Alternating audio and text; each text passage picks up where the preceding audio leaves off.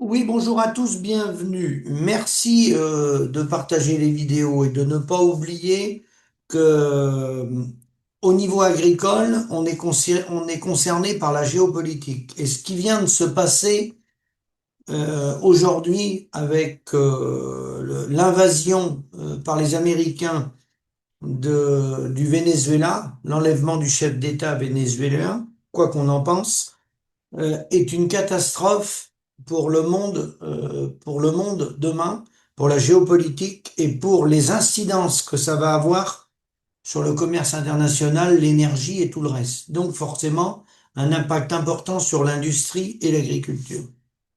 Alors, je vais vous lire ce qui me paraît le plus concret des résumés qui est fait par Georges Kusmanovic et Étienne Chouard. Il y a un peu du mélange, mais des reprises de comptes rendus qui ont été faits, qui relatent bien la situation. Parce que bien sûr, les médias occidentaux disent tout et son contraire, nous font croire que les États-Unis sont arrivés en sauveur. Et moi, je vais vous lire un résumé. Vous ne serez pas obligé d'être d'accord, mais vous pourrez aller contrôler les dates et les faits qui sont nommés dans ce résumé. La véritable raison de l'invasion du Venezuela par les États-Unis remonte à un accord conclu par Henry Kissinger avec l'Arabie Saoudite en 1974. Pour aller consulter. Et je vais vous expliquer pourquoi il s'agit en réalité de la survie du dollar américain lui-même. Vous connaissez la politique du pétrodollar. Ni la drogue, ni le terrorisme, ni la démocratie. Il n'y a rien de tout ça. Il s'agit du système du pétrodollar qui a permis aux États-Unis de rester la puissance économique dominante pendant 50 ans. Et le Venezuela vient de menacer d'y mettre fin. Le Venezuela a menacé de mettre fin à la politique du pétrodollar. Comment? Voici ce qui s'est réellement passé. Le Venezuela possède 303 milliards de barils de réserves de pétrole prouvés, de réserve. Le plus grand du monde, loin devant, hein, plus que l'Arabie Saoudite. 20% du pétrole mondial est en réserve là-bas au Venezuela. Mais voici ce qui compte. Le Venezuela vendait activement ce pétrole en yuan chinois et non plus en dollars. En 2018, le Venezuela a annoncé son intention de se libérer du dollar. En 2018. Ils ont commencé à accepter les yuans chinois, les euros, notre monnaie à nous, les roubles russes, tout sauf les dollars pour le pétrole. Ils demandent à rejoindre les BRICS. Alors là, c'est le pompon. Quand ils demandent à rejoindre les BRICS, Brésil, Russie, Inde, Chine, Afrique du Sud, etc., vous connaissez les BRICS. Ils mettaient en place des canaux de paiement direct avec la Chine, contournant totalement le système de paiement SWIFT que vous connaissez. Et ils disposaient de suffisamment de pétrole pour financer la dédollarisation pendant des décennies. Pourquoi est-ce important? Car tout le système financier américain repose sur une seule chose, le pétrodollar. En 1974, Henry Kissinger a conclu un accord avec l'Arabie Saoudite. Tout le pétrole vendu dans le monde doit être tarifé en dollars américains. C'est ça la politique du pétrodollar. En échange, l'Amérique assure sa protection militaire. Cet accord unique a créé une demande artificielle de dollars à l'échelle mondiale. Tous les pays du monde ont besoin de dollars pour acheter du pétrole. Cela permet aux États-Unis d'imprimer de l'argent à volonté, tandis que d'autres pays travaillent pour cela. Ils financent l'armée américaine, hein, l'État-providence, les dépenses déficitaires. Les dépenses déficitaires. Hein.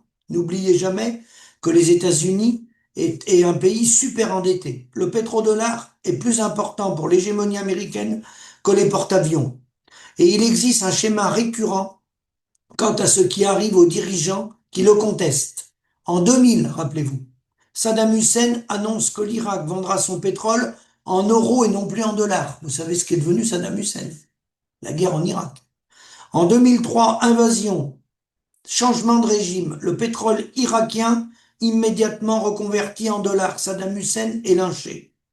Les armes de destruction massive n'ont jamais été trouvées car elles n'ont jamais existé. Vous vous rappelez de Colin Powell, d'accord? En 2009, Kadhafi propose une monnaie africaine adossée à l'or, appelée dinar-or, pour le commerce du pétrole. Les courriels divulgués d'Hillary Clinton elle-même confirment que c'était la raison principale de l'intervention en Libye. Extrait d'un courriel, cet or était destiné à établir une monnaie panafricaine basée sur le dinar d'or libyen. 2011, l'OTAN bombarde la Libye, Kadhafi est sodomisé et assassiné. La Libye arbitre désormais les marchés d'esclaves à ciel ouvert. Nous sommes venus, nous avons vu, il est mort, a lancé les Clinton en riant devant les caméras. Le dinar d'or mourut avec Kadhafi. Et maintenant Maduro, avec 5 fois plus de pétrole que Saddam Hussein ou Kadhafi réunis, vente active de yuan, créer des systèmes de paiement hors du contrôle du dollar, demande d'adhésion aux BRICS, voilà, en partenariat avec la Chine, la Russie, l'Iran et l'Inde, les 3 pays à la pointe de la dédollarisation mondiale. Ce n'est pas une coïncidence. Contester le pétrodollar, changer de régime à chaque fois.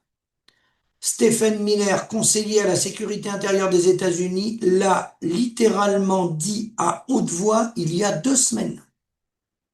L'industrie pétrolière vénézuélienne a été créée grâce à la sueur de l'ingéniosité et au labeur des Américains. Son exportation tyrannique constitue le plus grand vol de richesses et de biens américains jamais enregistrés. Ils ne le cachent même pas, vous voyez. Ils prétendent que le pétrole vénézuélien appartient à l'Amérique parce que des entreprises américaines l'ont exploité il y a 100 ans, vous voyez. Selon cette logique, toute ressource nationalisée dans l'histoire a été un vol. Mais voici le problème plus profond. Le pétrodollar est déjà en train de mourir. Oui, ils sont déjà morts. En réalité, les Américains. Hein, je pense qu'ils s'en rendent compte, mais ils sont déjà morts. La Russie vend son pétrole en roubles et en yuan depuis l'Ukraine. L'Arabie saoudite discute ouvertement des règlements en yuan pour plus prendre le dollar. L'Iran commerce avec des devises autres que le dollar depuis des années. La Chine a créé le CIPS, le CIPS, sa propre alternative à SWIFT, qui est une monnaie d'échange, qui est convertible dans le monde, qui compte 4 800 banques dans 185 pays. Les BRICS développent activement des systèmes de paiement qui contournent totalement la monnaie américaine.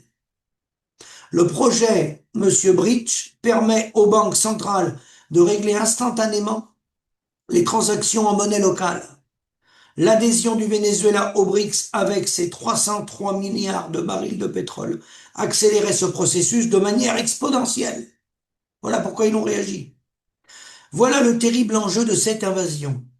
On ne lutte pas contre le trafic de drogue. Le Venezuela, écoutez bien, représente moins de 1% de la cocaïne consommée aux États-Unis. Moins de 1%. Ce n'est pas du terrorisme. Il n'y a absolument aucune preuve que Maduro dirige une organisation terroriste. Aucune preuve. Même si on ne couvre pas Maduro. Hein. On n'a pas dit que c'était un saint. Ce n'est pas la démocratie. Les États-Unis soutiennent l'Arabie saoudite, qui n'organise aucune élection.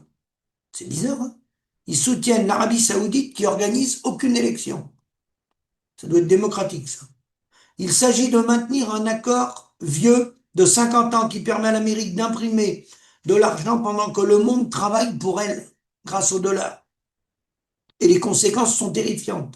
La Russie, la Chine et l'Iran dénoncent déjà cela comme une agression armée. La Chine est le plus gros client pétrolier du Venezuela. Ils perdent des milliards.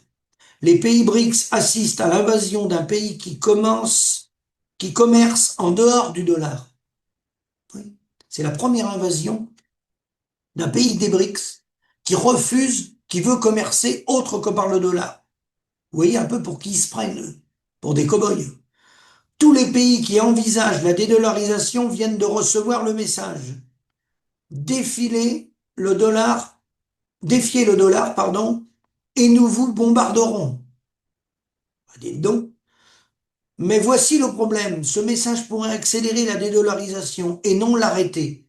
Car désormais tous les pays du Sud savent ce qui arrive lorsqu'on menace l'hégémonie du dollar. Et ils se rendent compte que la seule protection est d'aller plus vite, bien sûr. Le timing est dingue, lui aussi. Le 3 janvier 2026, le Venezuela est envahi, Maduro est capturé. Le 3 janvier 1990, l'invasion du Panama, capture de Noriega. Vous vous rappelez? 36 ans d'écart, presque jour pour jour.